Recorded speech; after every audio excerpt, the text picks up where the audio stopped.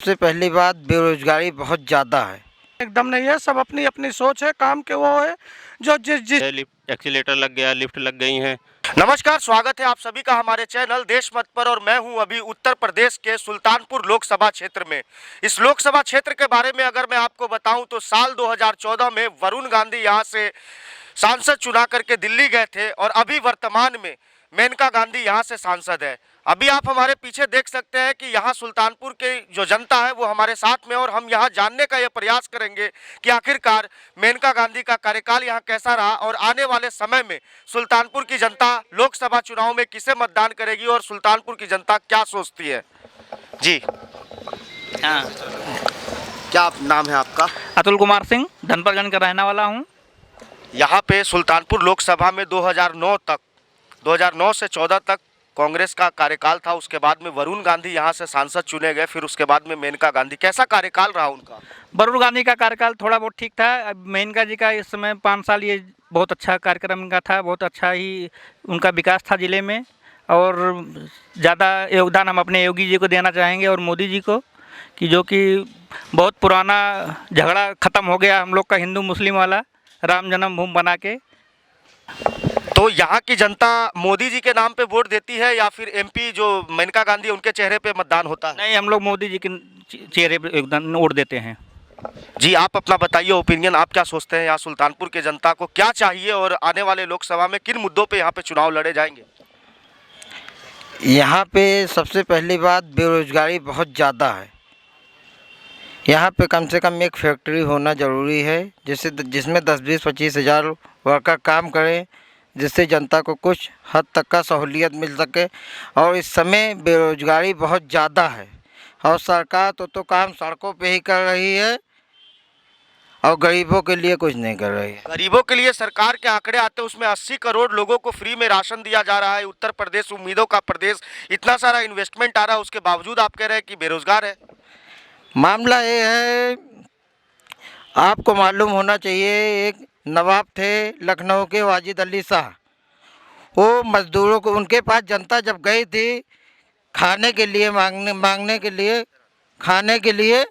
मांगने गई थी, वो कहे हम ऐसे खाना नहीं देंगे, आप काम करिए तब खाना देंगे, उसके पहले हम खाना नहीं दे सकते। ये जो है बगैर काम का ही खाना दे रहे हैं, ये सबसे बहुत ही गलत है। बगैर काम के लिए उसको खाना देना चाहिए जो अपंग हो, अपाहिज हो, जो काम करने लायक हो, उसको काम करके ही खाना चाहिए। कांग्रेस बेहतर थी या भारतीय जनता पार्टी उत्तर प्रदेश में? भारतीय जनता पार्टी। किस कारण से भारतीय जनता पार्टी को आप आगे रख रहे हैं कांग्रेस से? आगे इसलिए रख रहे हैं कि आगे सब चीज़ सही हो रहा है, आगे भी सही होगा। राम मंदिर का कितना इम्पैक्ट है यहाँ पे? काफ़ी ज़्यादा है। तो राम मंदिर को लेकर के, मतलब राम मंदिर से वोट देंगे या विकास के नाम पे वोट मिलेगा? नहीं, विकास के नाम पे वोट मिलेगा। राम मंदिर तो अपनी जगह पे है, मेन मुद्दा तो राम मंदिर वाला था, लेकिन हम लोग वोट देंगे विकास के नाम पे। विकास के नाम पे तो उत्तर प्रदेश की जनता आपके सामने ही कह रही है कि यहाँ पे बेरोजगारी बहुत बड़ी हुई है और आप कह रहे हैं कि विकास के नाम पे वोट देंगे। हाँ, तो ये भी सत्य है, बेरोजगारी तो बढ़ी ही है।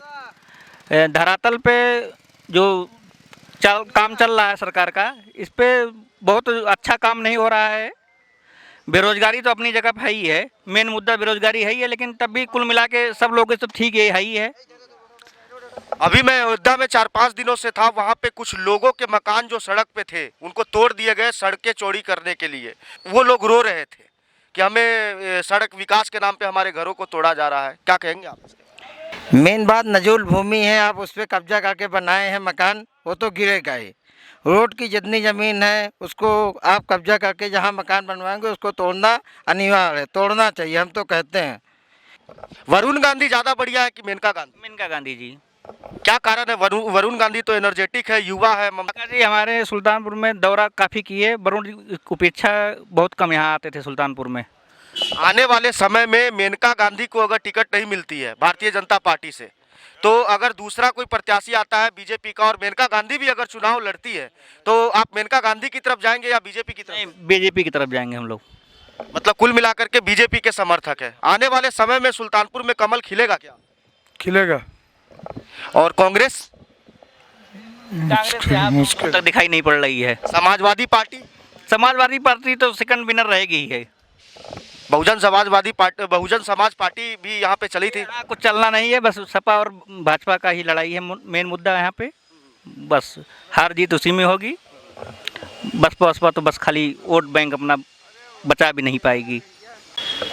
तो आपने देखा कि किस तरीके से यहाँ सुल्तानपुर की जनता बेरोजगारी के ऊपर जो है वो सवाल खड़े कर रही है।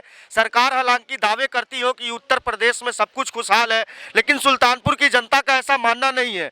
बेरोजगारी के ऊपर क्या कहेंगे आप? बेरोजगारी यहाँ एकदम नहीं है। बेरोजगारी यहाँ एकदम नहीं है। सब अपनी अपनी सोच है, काम के वो है जो जिस लायक है वो उसका काम हो रहा है। बाकी सरकार का विकास का हुआ, चाहे जल निगम के बारे में देख लीजिए, चाहे लाइट के बारे में देख लीजिए, चाहे रोड के बारे में देख लीजिए, चाहे मुद्दा बड़ा बड़ा उठा के देख लीजिए, चाहे मंदिर का हुआ, चाहे 370 का हुआ, जो जैसे सरकार से हो रहा है, सरकार अति उत्तम एकदम अच्छा से अच्छा कार्य कर रही है। बाकी बेरोजगार वही लोग हैं जो एकदम कार्य करने लायक है नहीं, जो अपना खुद बेरोजगार बनकर बैठे हैं। बाकी सरकार का इसमें कोई वो नहीं है। उत्तर प्रदेश के सुल्तानपुर में जब से मेनका गांधी सांसद बनी है, कोई स्पेशल चीज़ सेंट्रल से ला करके यहाँ कुछ मिला हो, उसके बारे में बताइए। स्पेशल चीज़ उन्होंने बहुत कुछ किया है, जैसे कि अंत्येष्टि स्थल वगैरह हो गया, तमाम हर जगह ग्राम सभा में दे रही हैं। रोड का हो गया चौड़ीकरण के लिए वो भी दे रहे हैं। उसके बाद में सबसे बड़ी खासियत ये कि वो इतने बड़े नेता होने के बावजूद भी हमेशा यहाँ अपने लोकसभा सीट पर हमेशा बनी रहती हैं। हमेशा आना जाना उनका लगा रहता है। कोई इंडस्ट्री लाई वो, कोई कल कारखाने? अब इसके बारे में हमको नहीं जानकारी है अभी इंडस्ट्री बारे में, लेकिन ठीक है वो लगी हैं अपने हिसाब से, जितना उनका बन पड़ रहा है वो पूरा कर रही हैं, लगी हैं पूरा। अभी हमारे साथ में सुल्तानपुर जंक्शन पे कुछ ऐसे बंधु हैं जिनकी समस्या बहुत ही ज़्यादा निराली है। इनका कहने का मतलब ये है कि ये पेशे से तो कूली है और लोगों का वजन उठाते हैं, उनको गाड़ियों में बैठाने का काम करते हैं। बताइए आपकी क्या समस्या है? भैया पहले आपके न्यूज़ के लिए धन्यवाद चाहते हैं कि आप हमारी बातें सुन रहे हैं। हम उन लोगों की यही दिक्कत है कि सुबह से शाम तक आते हैं, 200 100 150 200 मिलता है। हम लोग का परिवार कैसे चलेगा? पर यहाँ ट्रेन पे ट्रॉली बैग आ गई है, लिफ्ट एक्सीलेटर लग गया, लिफ्ट लग गई हैं। हम लोग का कमाई ख़त्म हो गया है, पूरा एकदम से बेकार हो गए हम लोग। कितना महीना में कमा लेते हैं? महीने में क्या वही 100-200 मिलता है डेली का। अब उसी रेशियो का बना लीजिए आप लोग। तो 100-200 के हिसाब से तो आप 3000 से 5000 तक का महीना ही कमा पाते हैं। बस इससे ज़्यादा कहाँ हो पाता है, अंदर ही रह जाता है कभी कभी। अब इस समय तो सुबह से 60-70 रुपये कमाए हैं।